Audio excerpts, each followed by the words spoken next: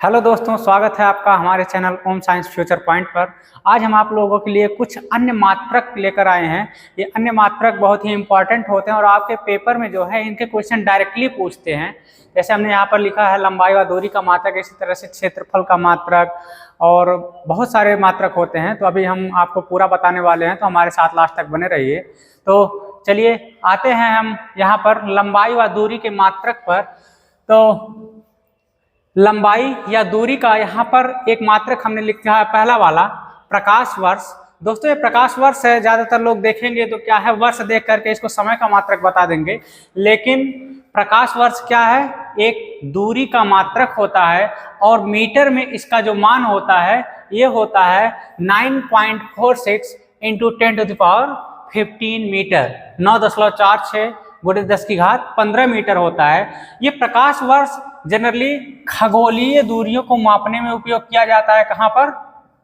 खगोलीय दूरियों को मापने में प्रकाश वर्ष का हम लोग उपयोग करते हैं। इसके बाद पारसेक है। एक पारसेक का जो मान होता है ये 3.08 गुणे 10⁻16 मीटर होता है, या इसको प्रकाश वर्ष में अगर मापेंगे तो ये होता है इसका मान 3.26 प्रकाश वर्ष। दोस्तों ये भी जो है पारसेक भी, इसका भी उपयोग कहाँ पर होता है? खगोलीय दूरियों को मापने में ही होता है। अगला है एंगस्ट्रम। एंगस्ट्रम ये जो है 10⁻−10 मीटर के बराबर होता है मीटर में या SI यूनिट में। इसका जो प्रयोग होता है, इसका प्रयोग जनरली जो परमाणुवीय दूरियां होती हैं, परमाणुवीय दूरियां जैसे बॉन्ड लेंथ हो गई या फिर एटॉमिक रेडियस हो गई, उनको मापने में हम किसका प्रयोग करते हैं? एंगस्ट्रम का प्रयोग करते हैं। अगला है फर्मी मीटर। यहाँ पर हमने लिखा है एक फर्मी मीटर का मान जो होता है SI यूनिट में मीटर में 10⁻−15 मीटर होता है। ये फर्मी का भी प्रयोग हम सामान्यतः परमाणुवीय दूरियों को मापने में ही करते हैं। और इसके बाद अगला आता है गज। एक गज का जो मान होता है यह PS सिस्टम फीट में 3 फीट के बराबर होता है। और अगला है, अगर हम फीट को इंच में लिखें तो 1 फीट का मान जो होता है 12 इंच के बराबर होता है, और इसको सेंटीमीटर में लिखेंगे तो ये होता है 30.48 सेंटीमीटर। इसके बाद आता है मील। तो दोस्तों यहाँ पर एक मील का जो मान होता है ये होता है 1.60 किलोमीटर या फिर 1609 मीटर के बराबर होता है एक मील। इसके बाद ये जो गज है, फीट है, मील है, ये सब हम लोग क्या करते हैं, सामान्यतः जो सामान्य दूरियां होती हैं उनको मापने में हम लोग प्रयोग करते हैं। सामान्य दूरियों को मापने में प्रयोग करते हैं, ठीक है। इसके बाद आता है एक नाटिकल मील। दोस्तों ये एक नाटिकल मील का जो मान होता है 1.852 किलोमीटर में होता है। और ये जो नाटिकल मील है ये समुद्री दूरियों को मापने में प्रयोग होता है। किसको? समुद्री दूरियों को, ठीक है। तो समुद्री दूरियों को मापने में नाटिकल मील का प्रयोग होता है। ये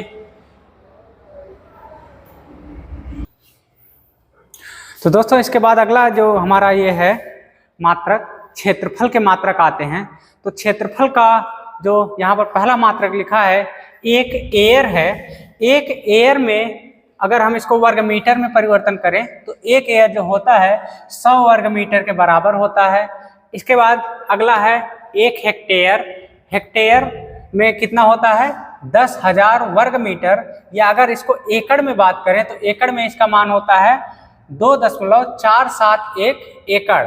और अगर एयर में बात करेंगे तो एयर में कितना हो जाएगा? 100 एयर के बराबर हो जाएगा एक हेक्टेयर। इसके बाद आता है एकड़। एक एकड़ को अगर हम वर्ग मीटर में परिवर्तित करते हैं तो वो कितना होता है? 4047 वर्ग मीटर, या अगर वर्ग गज में इसको परिवर्तित करते हैं तो ये होता है 4840 वर्ग गज होता है। इसके बाद अगला आता है बिस्वा। बिस्वा को हम अगर वर्ग फुट में देखते हैं तो ये होता है 1350 वर्ग फुट, और अगला है 1 वर्ग फीट बराबर क्या होता है 0.09 वर्ग मीटर होता है। इसके बाद आता है 1 वर्ग गज, इसका मान होता है 0.83 वर्ग मीटर होता है। दोस्तों ये जितने भी क्षेत्रफल के यहाँ पर हमने मात्रक लिखे हैं, ये सभी मात्रक सामान्यतः आपको फील्ड या खेतों को मापने में या अर्थ का जो क्षेत्रफल होता है उसके मापने में इसका उपयोग किया जाता है। तो इसका कहाँ उपयोग किया जाता है, खेत मापने में या सामान्य क्षेत्रफल मापने में, क्षेत्रफल में इसका उपयोग किया जाता है। ठीक है, तो चलिए आगे चलते हैं अगले मात्रक पर। तो दोस्तों इसके बाद आते हैं हम अगले मात्रक पर। अगला मात्रक है हमारा द्रव्यमान का मात्रक। तो द्रव्यमान के मात्रक यहाँ पर हमने पूरा टेबल लिख दिया है। तो इसमें पहला है एक आस। आस जो है द्रव्यमान का मात्रक होता है। एक आस में कितना होता है, अगर सीजीएस में देखें तो 28.65 ग्राम होता है। इसके बाद है अगला 1 किलोग्राम। 1 किलोग्राम में 1000 ग्राम होता है। फिर इसके बाद है 1 किलोग्राम को अगर हम एफपीएस पाउंड में चेंज करते हैं तो वो कितना होता है 2.205 पाउंड होता है। इसके बाद है 1 पाउंड को अगर हम किलोग्राम में परिवर्तित करते हैं तो ये होता है 0.4536 किलोग्राम होता है। इसके बाद है 1 पाउंड को अगर हम ग्राम में परिवर्तित करें तो क्या हो जाएगा, यहाँ पर 1000 से गुणा हो जाएगा, ये हो जाएगा 453.6 ग्राम हो जाएगा 1 पाउंड को। इसके बाद है क्विंटल। तो दोस्तों 1 क्विंटल में जो होता है कितने किलोग्राम होते हैं, 100 किलोग्राम होते हैं। 1 मीट्रिक टन जो होता है वो 1000 किलोग्राम के बराबर होता है, और अगर इसको हम क्विंटल में परिवर्तित करेंगे तो कितना हो जाएगा 10 क्विंटल के बराबर हो जाएगा। इसके बाद है कैरेट। कैरेट जनरली क्या होता है, सोना चांदी या महंगी वस्तुओं को तौलने में इसका प्रयोग होता है। तो 1 कैरेट जो होता है ये 203.5 मिलीग्राम के बराबर होता है। इसके बाद है 1 मिलीग्राम। तो 1 मिलीग्राम में कितने ग्राम होते हैं, 10⁻³ ग्राम होता है। और 1 मिलीग्राम को अगर किलोग्राम में परिवर्तित करेंगे तो ये कितना होता है 10⁻6 किलोग्राम होता है। आइए चलते हैं अगले मात्रक पर। तो दोस्तों अगला हमारा मात्रक है आयतन की मात्रक। आयतन को जनरली धारिता भी बोलते हैं। ये क्या होता है, धारिता के मात्रक भी इसको बोल सकते हैं। तो आयतन को हम सामान्यतः लीटर में मापते हैं। तो 1 लीटर को अगर हम मिलीलीटर में कन्वर्ट करते हैं तो दोस्तों होता है 1 लीटर में 1000 मिलीलीटर, या 1000 को हम लिखते हैं 10⁻³ मिलीलीटर। ठीक है, इसके बाद आता है 1 गैलन। 1 गैलन में क्या होता है 3.785 लीटर के बराबर होता है। अगला है 1 बैरल। तो दोस्तों 1 बैरल जो होता है 159 लीटर के बराबर होता है। तो ये सब ख्याल रखिएगा, इसके डायरेक्ट आपसे क्वेश्चन पूछे जाते हैं। तो चलिए चलते हैं अगले मात्रक पर। तो दोस्तों अगला ये जो मात्रक है, हम तापमान के मात्रक के बारे में बता रहे हैं। तो तापमान में पहला मात्रक जो होता है सेल्सियस का आता है। सेल्सियस को हम सेंटीग्रेड भी बोलते हैं, सेंटीग्रेड, या इसको जो रिप्रेजेंट करते हैं, प्रदर्शित करते हैं, डिग्री सेल्सियस से प्रदर्शित करते हैं। तो दोस्तों ये जो सेल्सियस होता है ये होता क्या है, हम प्रत्येक जो मात्रक हैं तापमान के, हर एक मात्रक को हम पानी के जमने से लेकर के पानी के उबलने तक को अलग अलग रैंक पर इसको देखते हैं। जैसे सेल्सियस में क्या होता है, हम यहाँ पर 0 डिग्री सेल्सियस पर पानी जमता है। तो पानी जमता है कब, 0 डिग्री सेल्सियस पर। और यहाँ पर पानी उबलेगा, पानी उबलता है कब, 100 डिग्री सेल्सियस पर। तो दोस्तों ये जो सेल्सियस पैमाना होता है इसमें पानी के जमने का जो तापमान होता है 0 डिग्री सेल्सियस होता है और पानी के उबलने का तापमान 100 डिग्री सेल्सियस होता है। इसके बाद अगला जो है मात्रक है तापमान का, ये है केल्विन। इसको सामान्यतः हम K से रिप्रेजेंट करते हैं। तो केल्विन में क्या होता है, पानी के जमने का जो तापमान होता है, पानी जमता है, ये 273.15 केल्विन पर पानी यहाँ पर जम जाता है और उबलने का जो तापमान होता है, पानी उबलता है, ये होता है 373.15 केल्विन पर पानी उबलने लगता है। ठीक है। तो दोस्तों अगला जो है हमारा तापमान का मात्रक है वो फ़ारेनहाइट है। इसको हम F द्वारा प्रदर्शित करते हैं, डिग्री F कर सकते हैं। तो यहाँ पर फ़ारेनहाइट स्केल पर जो पानी के जमने का जो तापमान होता है वो होता है 32 डिग्री फ़ारेनहाइट। ठीक है। और यहाँ पर पानी कब उबलेगा, उबलता है ये 212 डिग्री फ़ारेनहाइट पर उबलता है। दोस्तों ये जो फ़ारेनहाइट होता है इसका प्रयोग सामान्यतः मेडिकेशन में या क्लिनिकली डायग्नोसिस में इसका प्रयोग होता है फ़ारेनहाइट स्केल का, और बुखार को मापने में ज़्यादातर इसका प्रयोग आप लोग करते हैं। तो जो मनुष्य के शरीर का तापमान होता है फ़ारेनहाइट में, मनुष्य के शरीर का तापमान ये दोस्तों फ़ारेनहाइट में होता है 98.6 डिग्री फ़ारेनहाइट के लगभग क्या होता है, बराबर होता है। इसके बाद आते हैं अगला मात्रक तापमान का रोमर पर। तो दोस्तों ये जो रोमर है, रोमर में पानी के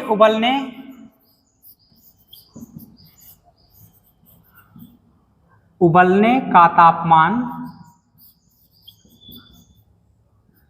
पहले जमने का लिखेंगे। तो पानी जमता है यहाँ पर किस ताप पर, 0 डिग्री रोमर पर। ठीक है। और पानी उबलता कब है, पानी उबलता है ये 80 डिग्री रोमर पर। ठीक है दोस्तों। तो इस प्रकार से आपने देखा कि तापमान के हमने कितने मात्रक बताएं, 4, सेल्सियस, फ़ारेनहाइट, केल्विन और रोमर। तो आइए देखते हैं अब इनको एक दूसरे में परिवर्तित कैसे करेंगे। जैसे सेल्सियस को केल्विन में कैसे परिवर्तित करेंगे या केल्विन को फ़ारेनहाइट में कैसे परिवर्तित करेंगे। तो इसका एक फार्मूला होता है। तो आइए आगे चलते हैं। तो दोस्तों यहाँ पर हमने पहला परिवर्तन लिया है सेल्सियस से केल्विन में परिवर्तन। तो केल्विन में परिवर्तन करने के लिए हमारे पास जितना डिग्री सेल्सियस में तापमान दिया रहता है उसमें हम क्या करते हैं, 273.15 को जोड़ देते हैं। तो हमारा जो तापमान होता है डिग्री सेल्सियस वो किस में हो जाता है, केल्विन में परिवर्तित हो जाता है। इसका हमने फार्मूला लिख दिया है, केल्विन बराबर डिग्री सेंटीग्रेड प्लस 273.15, या केल्विन को अगर के से प्रदर्शित करेंगे तो के equal two degree Celsius plus 273.15। इसको अगर हम एक उदाहरण द्वारा समझें, अगर हमसे पूछा जाए किसी, मान लीजिए हम ले लेते हैं एक सामान्य मनुष्य का तापमान डिग्री सेल्सियस में जो लगभग होता है कितना, 38 डिग्री सेल्सियस। तो उदाहरण,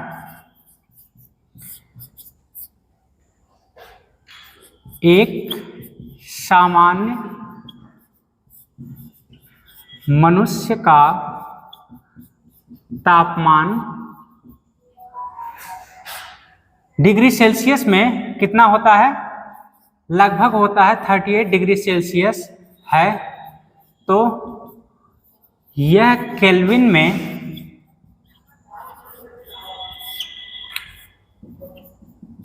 कितना होगा।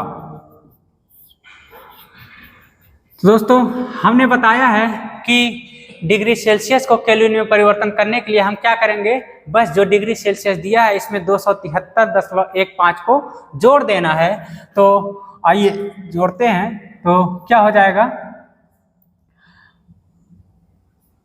केल्विन में तापमान ये हो जाएगा आपका 38 प्लस 273.15। दोस्तों ये जुड़ने के बाद आ जाएगा 311.15। अब ये किस में आ गया है, केल्विन। तो इस प्रकार से हम डिग्री सेल्सियस से केल्विन में परिवर्तन करते हैं। अब इसके बाद आइए देखते हैं, अच्छा यहाँ पर एक चीज और आपसे पूछा जा सकता है, अगर पूछा जाएगा आपको केल्विन में तापमान दिया और सेंटीग्रेड में पूछ रहा है कितना होगा। तो दोस्तों यहाँ पर अगर हम परिवर्तन करें केल्विन से सेल्सियस में, इसका उल्टा, तो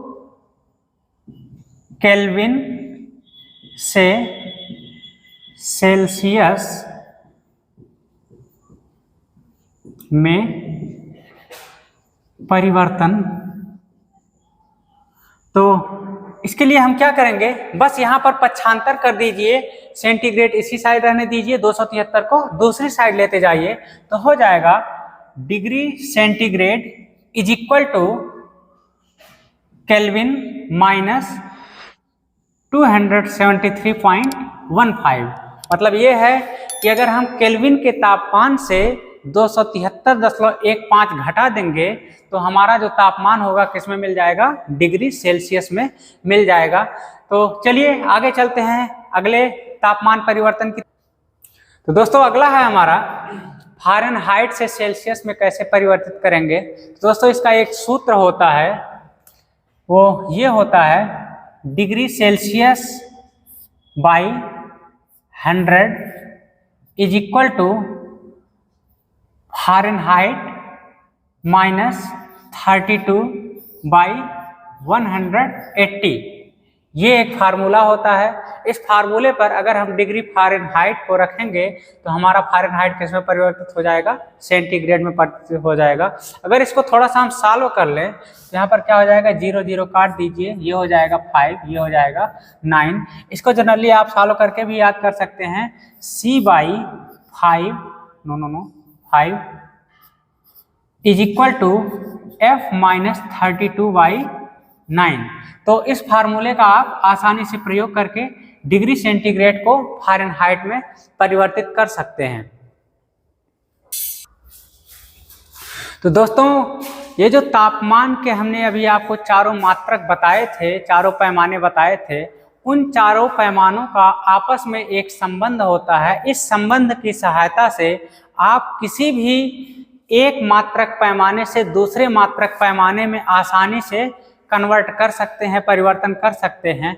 तो ये संबंध यही है कि रोमर में क्या होता है, डिग्री रोमर बटे 80 इक्वल टू डिग्री सेल्सियस बटे 100 equal two degree kelvin minus 273/100 is equal two degree Fahrenheit minus 32/180।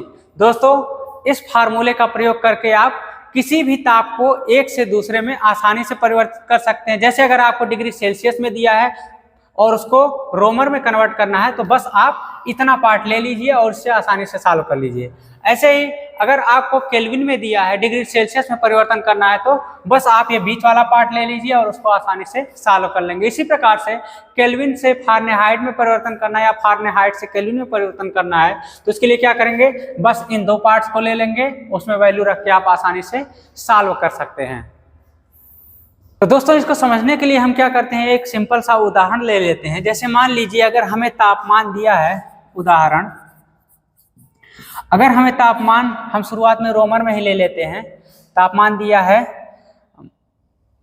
20 degree रोमर में दिया है, ये क्या दिया है, टेम्परेचर टी का मान, और हमसे पूछा जाए कि इसको सेल्सियस में परिवर्तन कीजिए तो सेल्सियस में क्या हो जाएगा। अब हम सिर्फ इन दो रिलेशंस को लेंगे तो हो जाएगा R/80 is equal to C/100। तो अब क्या करना है, इसको काट दीजिए, 2 चौका 8, 2 पच्चे 10। हमें सेल्सियस में परिवर्तित करने के लिए इट इम्प्लाई दैट C का मान हो जाएगा 5, C is equal to 5/4 into R। और तापमान हमें R में दिया है, रोमर में दिया है, तो मान रख दीजिए, इसका मान क्या आ जाएगा 5/4 गुणे 20, तो 5 से कट जाएगा पंचम 25 डिग्री सेल्सियस। तो यहाँ पर 20 डिग्री रोमर का जो मान डिग्री सेल्सियस में होता है वो कितना हो जाएगा 25 डिग्री सेल्सियस। अब इसी तरह से अगर हमसे बोला जाए जो 25 डिग्री सेल्सियस है इसको हम किस में परिवर्तन करें, केल्विन में परिवर्तन करें, केल्विन में। तो केल्विन के लिए क्या करेंगे, अब हम ये बीच वाले दोनों रिलेशंस को ले लेते हैं। तो बीच वाले जो रिलेशंस हैं ये क्या है, सेल्सियस बटे 100 is equal to kelvin minus 273 बटे 100। 100 कैंसिल कर दीजिए तो हो जाएगा। अब हमें केल्विन में निकालना है तो 75 कर दीजिए, केल्विन बराबर सेल्सियस प्लस 273। सेल्सियस में तापमान अभी हमने बताया 25 डिग्री सेल्सियस है, तो आ जाएगा 25 प्लस 273, इसका मान आ जाएगा 298 केल्विन। तो दोस्तों यहाँ पर जो था हमारा रोमर में तापमान 20, वही तापमान डिग्री सेल्सियस में 25 डिग्री सेल्सियस होगा, और वही तापमान केल्विन में कितना होगा 298 केल्विन होगा। इसी प्रकार से अगर हम इसको और आगे परिवर्तित करें, केल्विन से हमें परिवर्तन करना है फ़ारेनहाइट में, तो अब हम इन दोनों रिलेशंस को ले लेते हैं। तो ये क्या है, K माइनस 273 बटे 100 फ़ारेनहाइट में, फ़ारेनहाइट में, तो 100 is equal to F minus 32 बटे 180। इसको काट दीजिए, ये हो जाएगा 2 पच्चे 10, 2 9 18। तो हमें फ़ारेनहाइट में चेंज करना है, तो फ़ारेनहाइट को उसी साइड रहने देते हैं, तो हो जाएगा F माइनस 32 बराबर 9 को इस साइड लेते आ जाइए, तो 9 बटे 5 इंटू K माइनस 273। K का मान रख दीजिए, K का मान 298 आया है, तो आ जाएगा 9 बटे 5, यहाँ पर आ जाएगा 298 माइनस 273। इसको घटाने पर मान आएगा इसका 25, तो ये होगा 9 बटे 5 गुणे 25, तो ये हो जाएगा 5 बार कटेगा, 9 पचे 45, तो F माइनस 32 का मान आ गया 45। तो यहाँ से F का जो मान आ जाएगा 45 प्लस 32, तो ये कितना हो जाएगा 5 2 7 4 3 7, 77 डिग्री फ़ारेनहाइट हो जाएगा ये। ठीक है दोस्तों यहाँ पर आपने देखा कि हमने शुरुआत में टेम्परेचर 20 डिग्री रोमर लिया था, रोमर को हमने सेंटीग्रेड में परिवर्तित किया तो 25 डिग्री सेंटीग्रेड आया, और उसी तापमान को जब हमने केल्विन में परिवर्तन किया तो 298 केल्विन आया, और उसको फिर से हमने फ़ारेनहाइट में परिवर्तन किया तो कितना आ गया 77 डिग्री फ़ारेनहाइट आ गया। तो दोस्तों ये जो फार्मूला है, इस फार्मूले की सहायता से हम किसी भी तापमान को एक तापमान स्केल से दूसरे स्केल में आसानी से परिवर्तन कर सकते हैं। अब इस पे आधारित जो क्वेश्चंस होंगे वो हम कल के लेक्चर में लाएंगे। आज के लिए बस इतना ही है, धन्यवाद।